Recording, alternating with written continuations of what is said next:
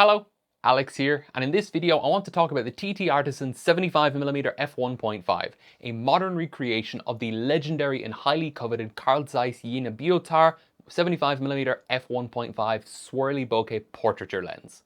Let's get into it.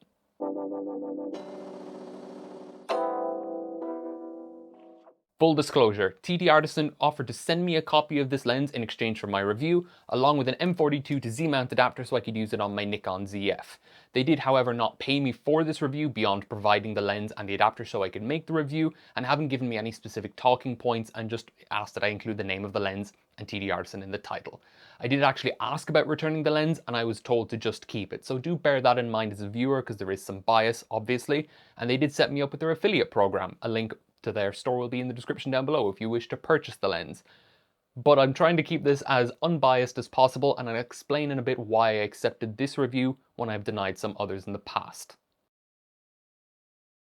But to appreciate the significance of this lens, we need to understand its heritage by talking about the original.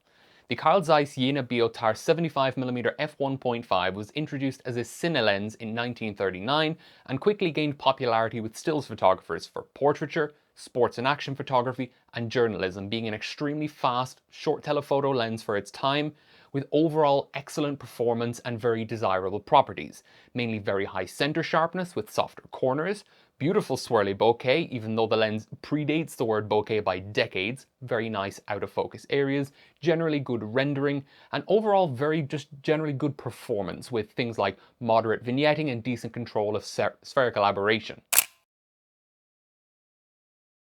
This lens was known over the years by many names like the Night Lens and the Vortex King, and it's one of the few lenses to have ever truly earned the name the King of Bokeh, or Cob. The lens was manufactured in 6 different mounts over the years, and the outer housing changed designs over time, with this version 3, the so-called Q1 or fat version, being the basis for this TTArtisan design, which it very directly replicates. This is not the first time this lens has been remade though. In 2017, Jena produced their copy, or tried to produce their copy of the lens, but unfortunately the company went into liquidation the following year after the owner was involved in a serious accident, and then last year in 2023, Maya Optik Görlitz released their version of the lens, albeit in a more modern housing design, whereas this TTArtisan lens more directly and faithfully emulates the original, or at least the original version 3 of the lens. So why are people remaking this lens to begin with? Well, it was a highly coveted lens back in the day, and it still is now, especially with the high center sharpness, meaning that it's a characterful lens. You know, it's not a clinical modern optic, but it's not so weak that you're like making significant compromises to use it. If the swirly look is something you want for either your photos or videos, this optical design does perform very well, especially even by modern standards. It actually holds up quite well. There just aren't a lot of them on the market, with used copies going for between like 1,300 to north of 2,000 euros, depending on condition and especially depending on the mount, with some of the rarer mounts going well above 2K. So there's high demand, low supply, and that's where TTArtisan come in, producing this lens for the modern audience with modern manufacturing techniques, really solid build quality, a warranty, and helping you avoid the eBay game and having to decide whether you prefer having haze or fungus. Coming in at about 72mm long and about 66mm wide at the focusing ring at its widest, the lens has a sort of a pear shape, and it weighs in at just under 600 grams with the caps attached. It uses an all-metal construction, so that weight really is not for nothing, it's not unjustified, and it extends by a further 7 or 8mm when focusing down to the minimum focusing distance. The lens is available in M42 screw mount, which at first seems like an odd choice, but it means it's adaptable to just about anything, the main exception being Nikon F mount, which this mount cannot be adapted to, but basically any other SLR mount and definitely any mirrorless mount, you can just buy a cheap adapter to throw this on. I've also picked up myself an FD mount adapter to use this lens with, so I can use it on my Canon UF1. That cost me 13 euros, so the breadth of lens mounts that you can use this with is pretty good. It's basically like a modern take on Tamron's Adaptol idea, but it's actually good. The TTArtisan website does specify Leica M mount as an option for this lens, and it isn't available in M mount yet, and I have asked about it, but I wasn't given any information on pricing, release date, or rangefinder coupling, but just know that that will be coming at some point down the line. This is a prime lens, so it doesn't zoom and it has a fixed focal length of 75mm. This is one of my favorite focal lengths, even though it's not so common nowadays. It's a good bit longer than a 50 and a bit more intimate and gives a bit more emphasis on your subject, without going so far as like a 105 or a 135, which are more classic portraiture lenses that just give too much compression and too much isolation for your subject. This a good choice of focal length combined with the swirly bokeh can really give a nice focus on your subject while retaining good context around them and not just blurring everything to nothing. Although 75 isn't that common nowadays, if you've ever used a 50mm lens on an APS-C camera, you have a good idea of what this is like, because on almost all APS-C cameras, the field of view in that case is about the same as a 75mm lens, or an 80 if you shoot Canon. The optical construction is of course a Biotar design with 6 elements in 4 groups, including 2 high refractive index elements with 1 in each half of the double Gauss design. This is natively a full frame lens, so it will of course cover APS-C and micro four thirds lens mounts, but in that case you're cropping away most of the extreme swirl as that effect is stronger further away from the center of the image. But it also has a large enough image circle to cover the 44 by 33mm sensors of the GFX and XCD cameras. The front of the lens has a metal filter thread in the standard 58mm size, which is great, and the front element doesn't rotate when focusing, so there are no issues when using a polarizer with this lens. Behind the filter thread lies the aperture ring, closing from the maximum aperture of f1.5 down to f5.6 in half-stop steps, and then from f5.6 down to the minimum aperture of f16 in whole-stop steps because the aperture clicks are not evenly spaced around the ring.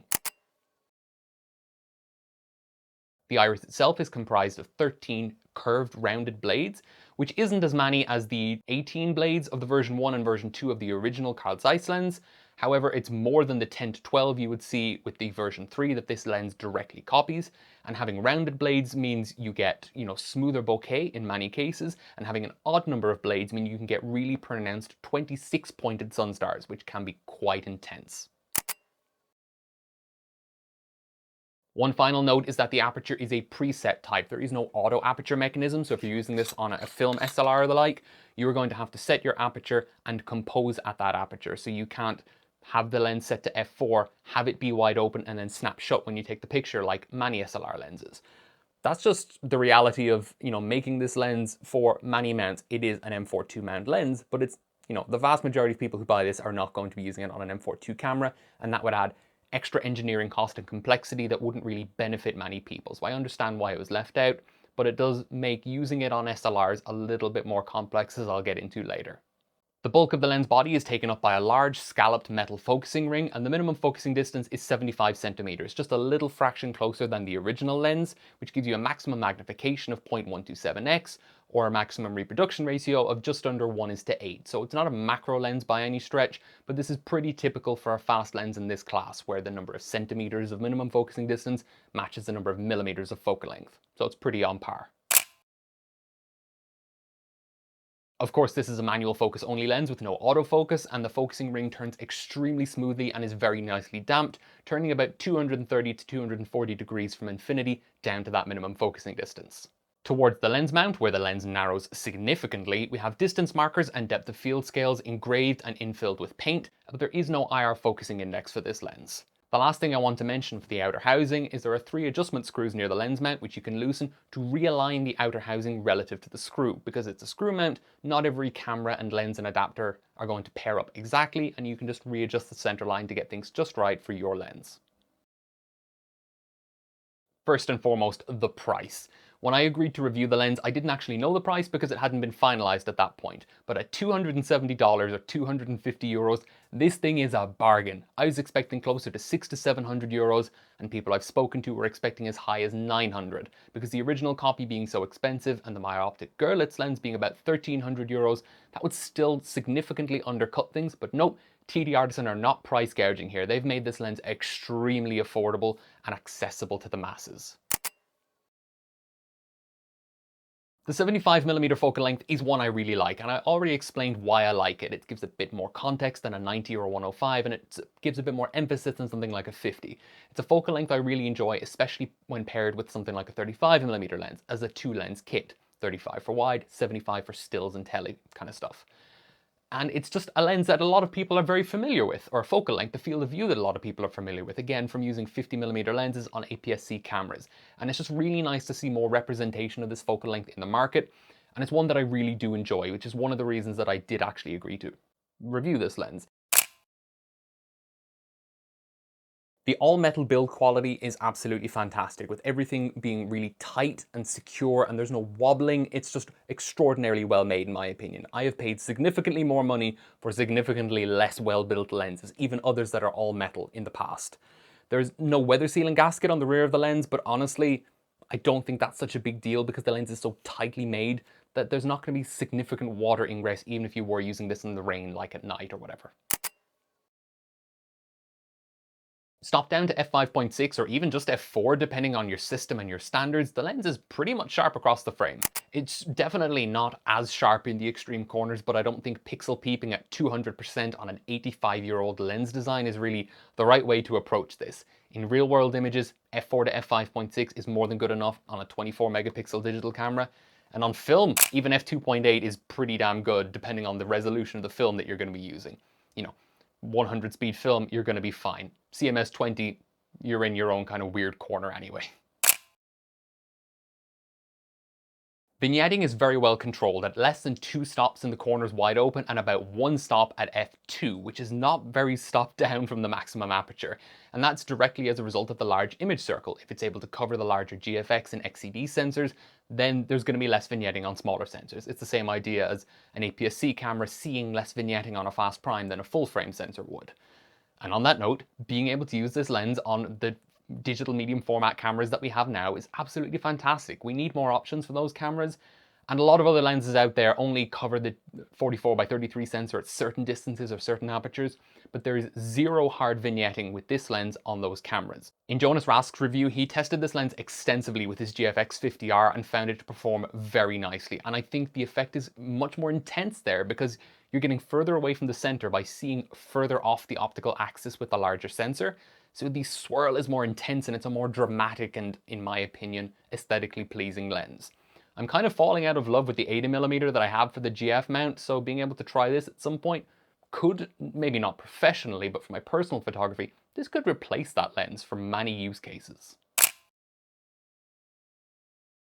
The swirly bokeh look isn't going to be for everyone, but you only really get it at certain distances, sort of like 1.2 to 2.4 meters, like 4 to 8 feet from your subject, depending on how far away the background is from them. And even then, you can just stop down to like f2.4 and really temper that down to just a very gentle swirl that looks generally good. And at very close distances or very far distances, you're not going to get too much of the swirl because the bokeh balls, for lack of a better word, are going to be too small or too big to see significant mechanical vignetting and the effect won't be so strong. Or you can just stop down a bit and get generally nice out of focus areas. The rendering with this lens is gorgeous pretty much all the time. As expected for this lens design, it is noticeably sharper in the center than in the corners when shot wide open, with, I would say, the corners being a bit below average for a lens of this type, but the center being well above average in terms of its sharpness and image quality, at least at most distances. It does suffer a bit more at closer distances. And the fact that the corners aren't as good, in a certain way, and I'm going to call this a pro because it leans into the look of this lens, it's almost a good thing because it makes the out of focus areas, which is probably not where your subject are, you can do that, but you know, it's sharpest in the center. It really emphasizes your subject a bit more if the out of focus areas and everything surrounding the subject are just that little bit softer and smoother, if you get me. Generally, I would say this is quite a bad thing, but the corners do catch up when you stop down by just a few stops. And it leans into the look that this lens is going for a bit more, so I think it's fair to call it a pro in this specific context. Lastly, it's a very small thing, but there's very little distortion with this lens. I haven't really encountered any issues with it, even shooting a little bit of architectural kind of stuff in my own stuff, but I have seen review pictures online where there's a little bit of distortion out in the corners. Nothing I would worry about in real world photography. The inclusion of those screws to realign the outer housing is a fantastic move from TTArtisan, because even if they get the screw in exactly the same position on every copy of the lens, which they probably do, your adapter or your camera may not line up. Like when I put the Shoten adapter they sent me onto the ZF, threw the lens on it when it arrived, markings on the lens were on the bottom facing down that way, so I had to rotate the barrel pretty much 180 degrees. And even so, having aligned it to the ZF, things are still a little bit misaligned with the adapter on the Canon, which just shows that, there is some discrepancy between different adapters, different cameras, and TTArtisan have given you the ability to work around that. It takes like 30 seconds to make this adjustment. It's not a big deal, but it's something they didn't have to include and something I really appreciate. I just set my laptop up downstairs to ingest all the footage for this video, and I've realized that from here on out, everything is just a little bit out of focus. It stopped tracking my face. I can see the little box on the screen, so I know it's tracking my eye, but it actually wasn't autofocusing the lens. I don't know why that happened, but just to make you aware, and I apologize for that. Because the lens is a preset M42 type without an auto stop-down aperture mechanism, it's a bit annoying to use at narrow apertures on a film camera. On a mirrorless camera, this isn't an issue, because if you stop down the lens, the EVF will just, compensate for that, assuming you have that setting enabled. But on a film SLR, it's a bit more annoying, because micro prism focusing screens just stop working when the aperture of the taking lens is about f5.6, sometimes f4, depending on the type. And you just literally cannot tell what is or isn't in focus. It just doesn't work anymore. So you're going to have to compose at, say, f1.5 to f2.8, depending on the brightness of your scene, and then stop down right before you take the picture, which isn't ideal, especially if you're trying to capture a snappy moment. Other focusing aids might fare better, or if you have a clear matte focusing screen, that's not such a big deal. But not a lot of people are going to be using this lens on a film camera anyway, but to those who are, I do want to talk about this because I mainly shoot on film, and that's how I've been enjoying using this lens, aside from on the ZF. It's just one of those things that makes it a little bit inconvenient to use. Speaking of things that aren't going to affect too many people, this lens has quite noticeable focus shift. Going from wide open to say f2.8 or especially f4, there is a visible amount of focus shift which is more prominent at closer focusing distances. Again, using this on a mirrorless camera, you can just set it to f4, look at f4 through the EVF, that's going to be fine. Using this with an SLR, or adapted to something else, it might be more of a problem. And especially when this lens releases in an M mount down the line, that is something people are going to have to be aware of, especially when using it with a modern digital M mount body. The tolerance for missing focus is going to be a bit worse because you're going to have higher resolution. You're going to see that focus shift a bit more. But then again, this is a spherical design without floating elements. And in Leica M world, if you're shooting those kind of lenses, you already know that f4 is going to be a bit questionable anyway. It's something you're already used to. Talking about things that will actually affect most people who use this lens, it's quite a bit more glowy and a bit softer at the minimum focusing distance wide open due to residual spherical aberration from having no floating elements in the lens design. But stopping it down to just f2 gives a huge performance boost, and you're not really getting the swirly look at minimum focus distance or near to it anyway. So it's not like you're really losing anything in terms of the effect, but you do improve performance quite a lot. f2.4 to f2.8 gets a lot better again, but I think f2 is more than good enough for most cases if you want to maintain, maximum background blur. Going back to film for a second, the lens has quite pronounced chromatic aberration, especially off-axis towards the corners, which is very easily fixed in most post-processing softwares with digital nowadays, but for film may be an issue because it's a bit harder to correct depending on how grainy your film is, assuming you're the kind of person who would go to the effort of correcting chromatic aberration in your film scans to begin with. But it is there, and it's just something to be aware of. I have two small gripes with the aperture mechanism with this lens, and I could realistically live with either one without saying anything, but both together do rub me up the wrong way. The uneven spacing of the aperture clicks is something I dislike in my lenses because I prefer having my muscle memory dialed in and not being required to look at the lens and take my eye away from the finder when I'm shooting. When I'm using my rangefinder lenses, I can just click that's f5.6 easy, and I know that. With this lens, it's a bit harder to do it. You can learn to do it, but this is the one lens that stands out against all my others, and it's something I have to think of when I'm shooting. But aside from that, it's not always super easy to tell when you're changing the aperture stop because the detents, the clicks, aren't super deep. It's not a very strong clicking sensation, so the tactile feedback isn't as good. So sometimes, not always, but sometimes, I do have to take my eye from the finder to double check what aperture I'm actually set to because it's not necessarily always where I expect to be.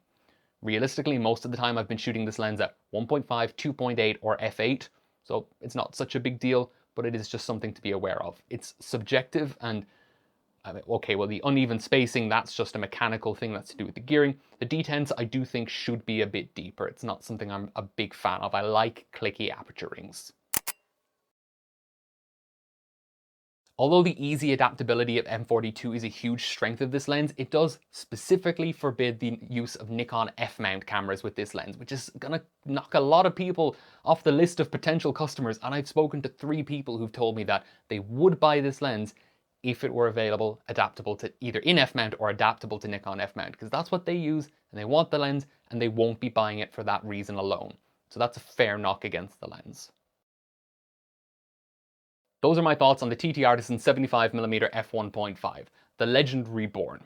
This is a very faithful and honest recreation of the legendary Carl Zeiss Jena Biotar lens, and it just makes it more accessible to a broader market. Again, with so few copies on eBay and the like, and often in such terrible condition, the fact that you can buy a new copy with a warranty, especially for such a low price, is very impressive.